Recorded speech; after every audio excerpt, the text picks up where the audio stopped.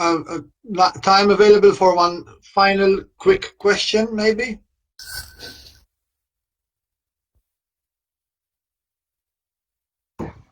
No, okay. Thank you so much, Svetlana, Thank you for your presentation. I would like now to introduce the next two speakers. Welcome to the conference. Aida Haturian, excuse me for my pronunciation, and Clil. Yes. They are both lecturers of English at the Language Center of the Estonian Academy of Security Sciences. Okay, you can start. Thank you so much. Yes. Yeah, so now I give you the rights of presenter, and so that you can upload your presentation. Just a second. Okay. Okay, now in the main screen, you should be able to see at the left bottom of the screen a plus button. Yes. So you should click on it and then click on the second option, upload presentation. Okay. Can you see it? Yeah. No. Now you should upload your presentation and click on confirm. Confirm is a blue button. Yeah, it's on the at the top of the screen. Now it should take like a few seconds. Okay, now I can see. Okay, great. Okay. Yes. Okay. Yes, so my name is Clil and this is Aida, and we are language lecturers at the Estonian Academy of Security Sciences, and our presentation is focused on how speciality teachers perceive and understand Clil in practice. So at first, a few words about the background. So it's perhaps important to mention that although Estonia has one official language, then actually it's a bilingual country, and around a third of the entire population actually use Russian as their first language. We have more Russian speakers in the eastern parts of the country and also around the capital, and it's mostly older generations who don't know Estonian very well. Younger generations have fewer problems with the Estonian language. They know it quite well, thanks to different educational and integration programs. On the other hand, younger generations of Estonians no longer speak Russian, which used to be the standard second language a few decades ago. But in the internal security services, of course, knowing Russian is as important as knowing Estonian. And in the capital, Tallinn, also English plays an important role because we used to have tourists and foreign workers as well. So that's why our institution considers the language instruction in Russian and in English highly important. So we provide instruction for specialities such as police service, border guards, customs and taxation, rescue service, emergency dispatchers, and then all this is both on higher and vocational education level. And as our graduate also get a qualification by the Estonian Qualifications Authority. For this reason, our curriculum development relies heavily on the cooperation with the state institutions, such as Police and Border Guard Board or Rescue Board. And basically, yes, our foreign language instruction or foreign language requirements are largely dictated by their needs. And for this reason, our academy has implemented a particular foreign language teaching system. So first, students get either 60 hours of general English or 108 hours of general Russian. And this is then followed by 72 hours of work-related foreign language classes, so language for special purposes. And this is then usually on up to B2 level. And since 2011, we've also had additional Clil classes, so that now they have each year at least 18 hours of Clil in Russian and in English. And all the academic departments or units are free to choose which courses they want to have Clil classes in. All our subject teachers have been given a lot of Clil training. So in theory, everybody should be very well equipped for Clil instruction. However, one of the main reasons for conducting the study was to find out how our subject teachers understand the essence of Clil concepts and practice. The problem is that although Clil has been implemented in our academy for almost 10 years already, in our daily practice as language teachers, we have encountered multiple understandings of and approaches to this kind of instruction.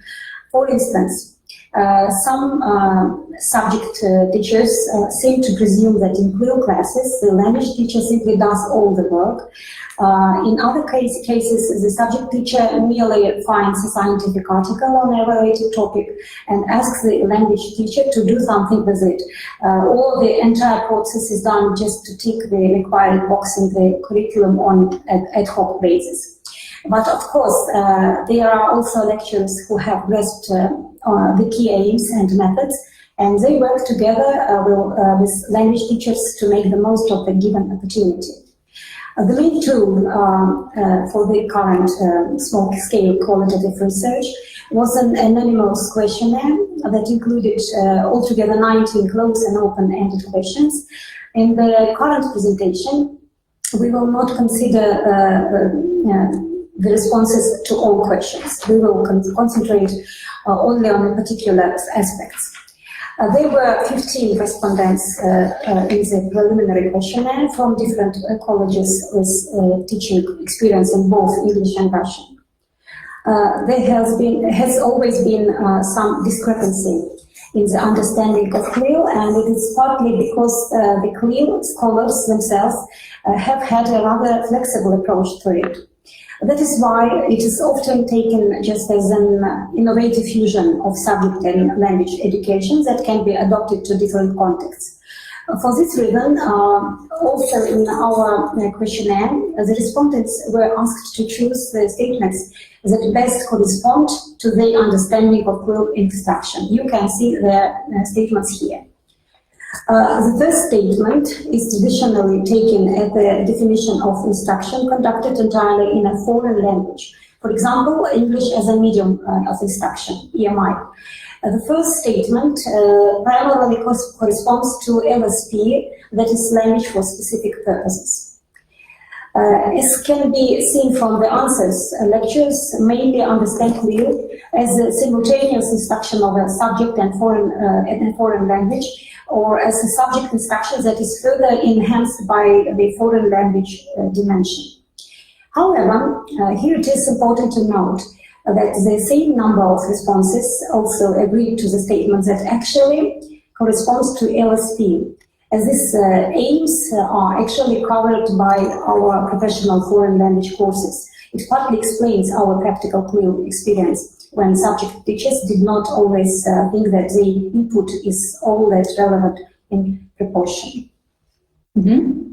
So when asked about the differences between a regular class and a Clil lesson, they mostly stressed how important it is to use the language in practice, and especially in work-related situations, which are ideally made as realistic as possible.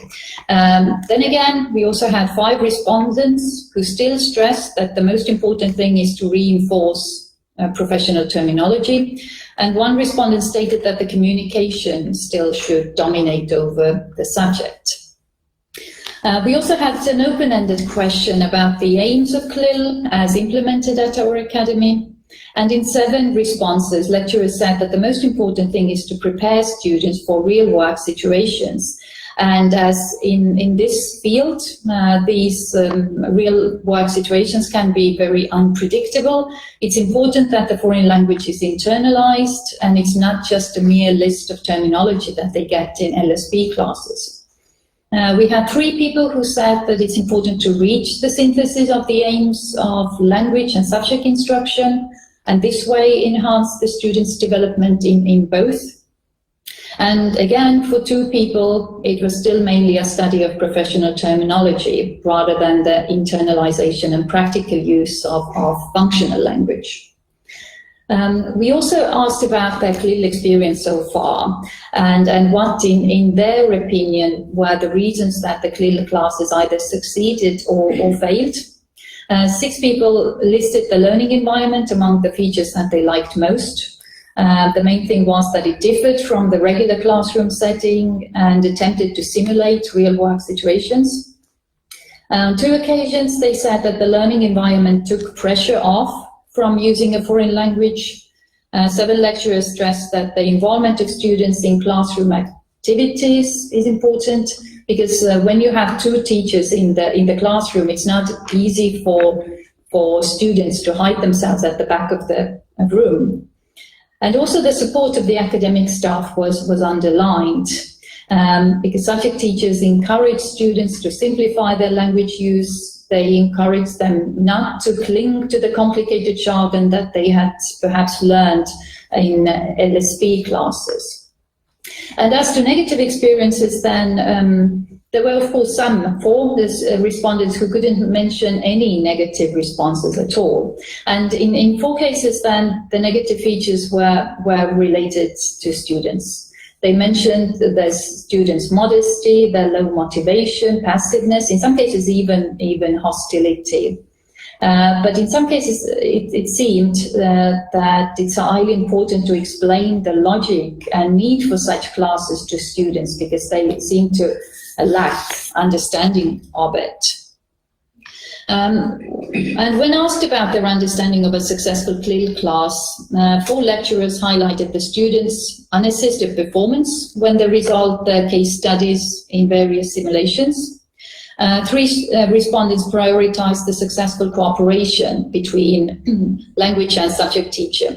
And 3 say that it's when students actually realize the value of such skills and also the opportunities that come with that kind of active participation. So their understanding of a failed Clil class mainly included the students' low motivation and, again, stress, or their lack of understanding of the aims of the Clil classes.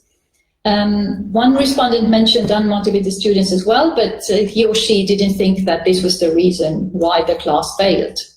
And on 2 occasions, respondents mentioned that the students didn't have enough subject knowledge, or they didn't have enough language skills to resolve all these case studies.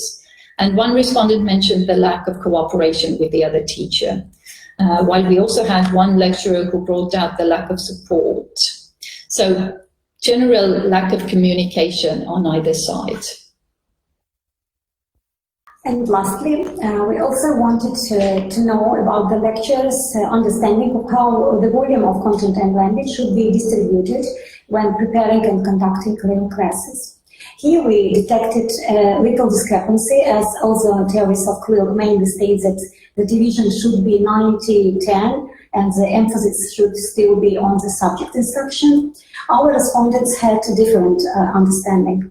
Namely, 7 of our lecturers said that the workload of the specialty and language teachers when preparing for the Clil classes should be equal, while only 3 of the respondents said that the language teacher merely provides the terminology and or language support.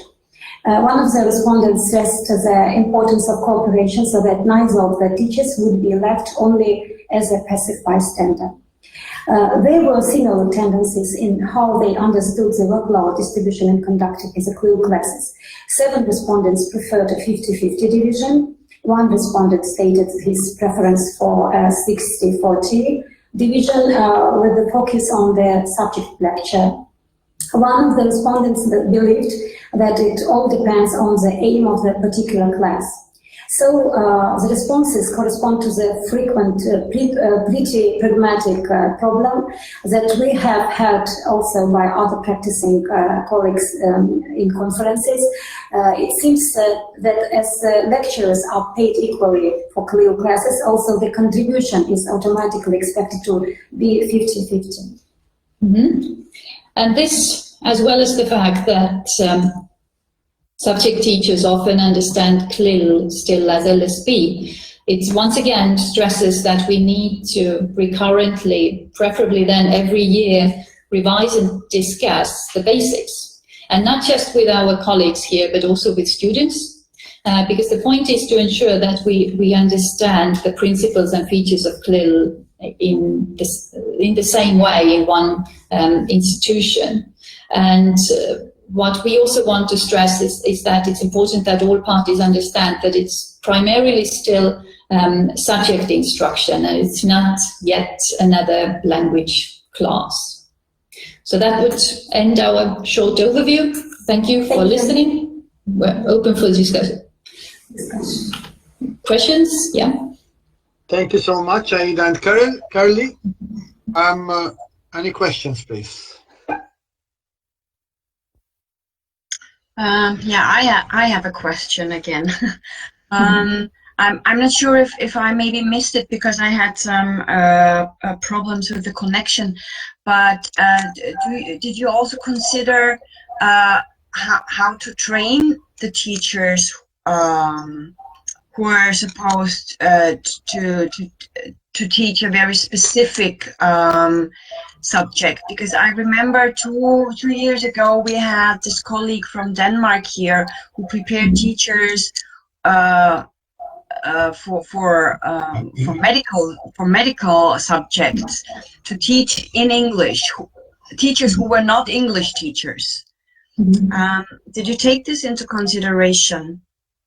Yes, well, we started this Clil instruction, or we began introducing it already in 2011, and we gradually increased the number of classes as we developed, so to say.